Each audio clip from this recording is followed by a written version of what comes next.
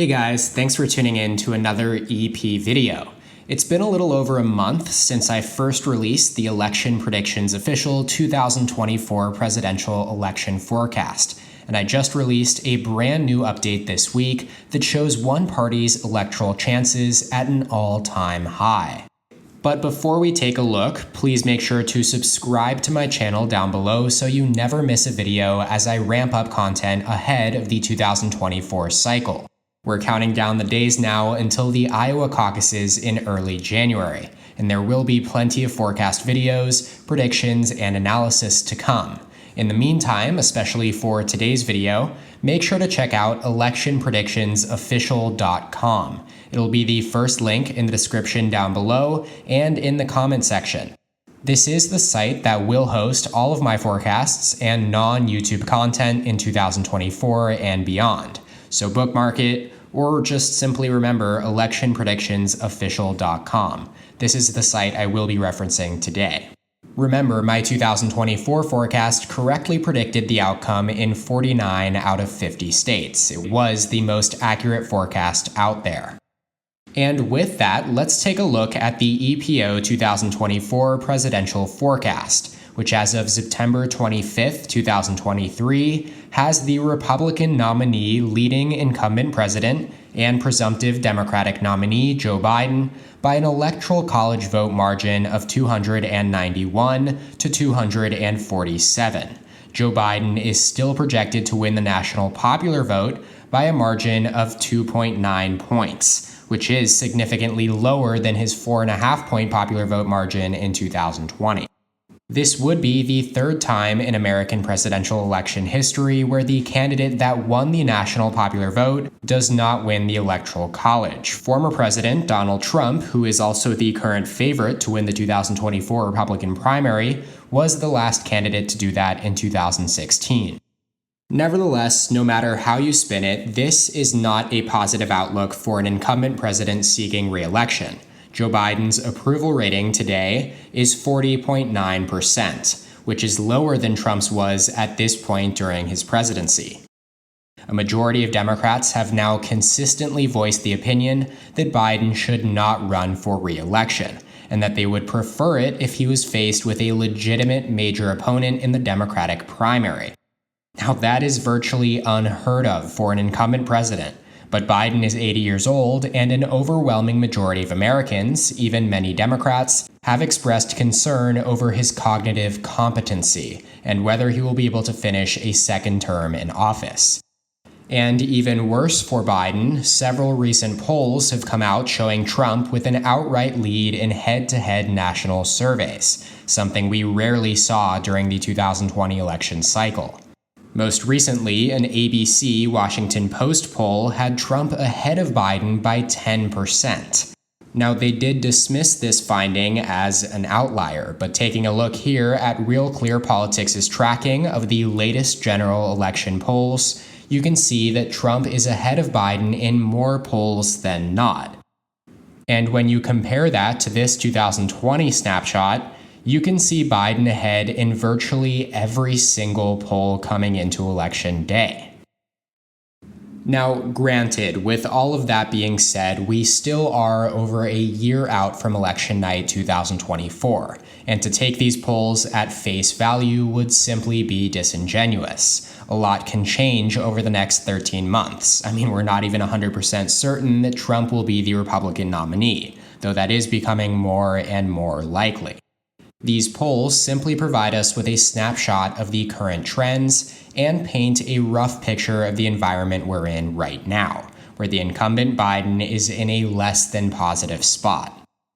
Of course, it goes without saying that Trump is far from a popular figure himself. In fact, his candidate favorability ratings are just as bad, if not worse than Biden, depending on the metrics you use. There's a reason he lost in 2020, and there's a reason why, despite Biden being in such a poor position right now, betting markets still favor Democrats to win in 2024. Donald Trump is simply not a popular figure among Democrats and even most independents. His primary draw for Republicans is his ability to drive out turnout among his base. And whether that will be enough to beat Biden this go-around is exactly what we are trying to figure out. While Trump significantly underperformed his 2016 performance among moderates in the suburbs, especially across the Midwest, Biden is less popular than he was in 2020. And he won't be able to run the same campaign this time around as he did when Trump was the incumbent. Many Democrats and Democratic-leaning independents came out to vote in 2020, not necessarily because they were in love with Biden, so to speak, but largely because they did not like the direction of the country under the former administration, and many could not stomach the idea of another Trump term in the White House. Now in 2024, Biden is running as the incumbent, and he will need to convince those voters to back him again, more so this time around, on the basis of his accomplishments. With all of that being said, keep in mind that the true margin of victory for Democrats in 2020 was no more than 45,000 votes, which was the combined margin of victory for Biden in Arizona, Georgia, and Wisconsin. Those were the three states that provided the difference for him to secure 270 electoral votes. 45,000 votes out of nearly 160 million votes cast decided the election. Now, on that note, I'm probably not the first one to tell you that national popular vote polls do not fundamentally matter. Yes, they paint a picture of the electoral environment, but get this into your head right now.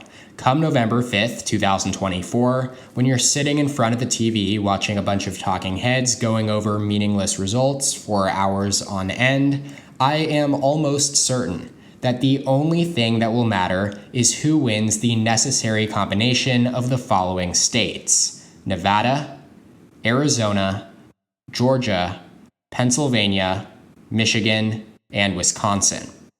You can still monitor states like Texas, Florida, North Carolina, Minnesota, and New Hampshire, but if those states vote for a different candidate than they did in 2020, that will most likely be indicative of a landslide at the national level, in which case it will probably become pretty clear early on in the night who is going to reach 270. Look, the truth is that we are currently in the midst of an era of unparalleled electoral map stability. Not only has the popular vote been decided by less than 5% in 5 of the last 6 elections, but 40 out of 50 states have voted for just one party in 4 consecutive elections. There has not been a lot of swing from election to election in recent times, and especially with a rematch of the 2020 election more likely than not, I wouldn't expect to see any major swings or surprises from any of the states, honestly, all the way from safe to lean for either party. If North Carolina and Texas vote blue, then I would expect Biden to have won in a landslide nationally. And inversely, if Trump or whoever the Republican nominee wins in Minnesota and or New Hampshire, then there would have probably been a pretty significant red wave. With that said, Nevada, Arizona, Georgia, Pennsylvania, Michigan, and Wisconsin are the states that I have dubbed as the Big Six. They're the battlegrounds that will most likely see more than 90% of campaign spending and will play host to almost every campaign rally and event from both sides over the coming year. Each of these states were decided by less than 3% in 2020, and except for Nevada, they all voted for Trump in 2016 and then Biden in 2020.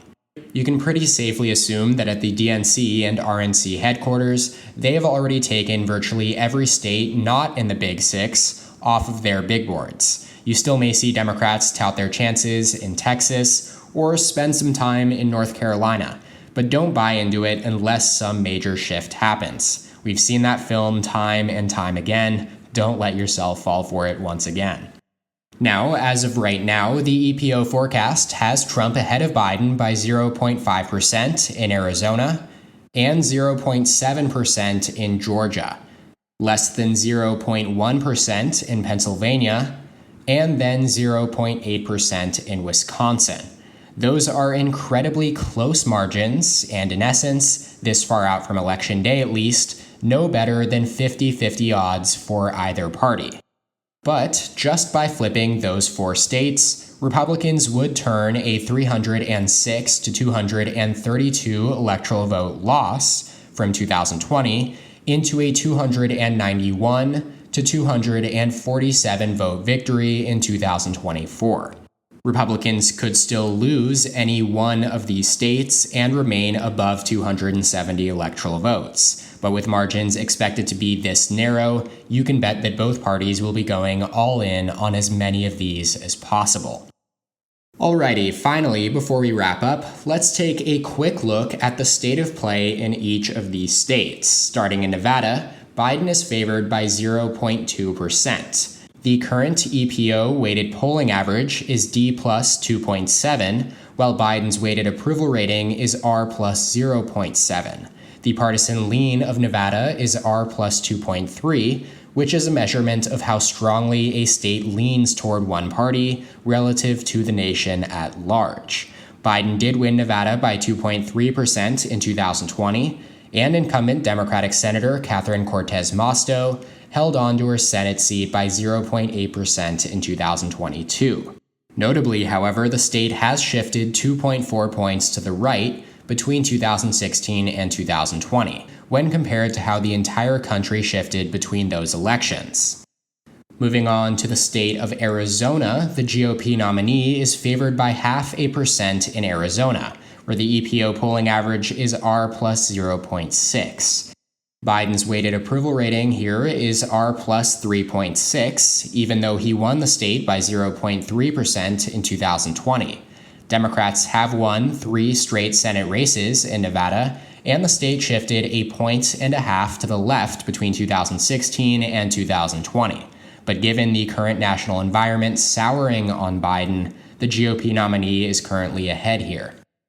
As for the state of Georgia, Biden's deficit here is 0.7%, as the polling average and weighted approval are R plus 1.2 and R plus 2.5. The partisan lean of Georgia is R plus 6.7, though that has shifted noticeably to the left in recent years, as Democrats, like in Arizona, have won 3 straight Senate contests, and the state has moved 7.5 points to the left since 2012.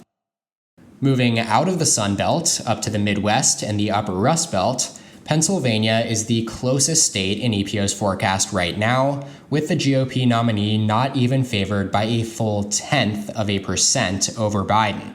The projected vote margin right now is only 2,000 votes. The polling average here in the Keystone State favors Biden by 1.5%, but both the weighted approval rating and partisan lean favor Republicans. And despite Biden winning by 1.2% in 2020, and Senator John Fetterman exceeding expectations to win last year's Senate race by 3.4%, Pennsylvania has shifted almost 5 points to the right between 2012 and 2020.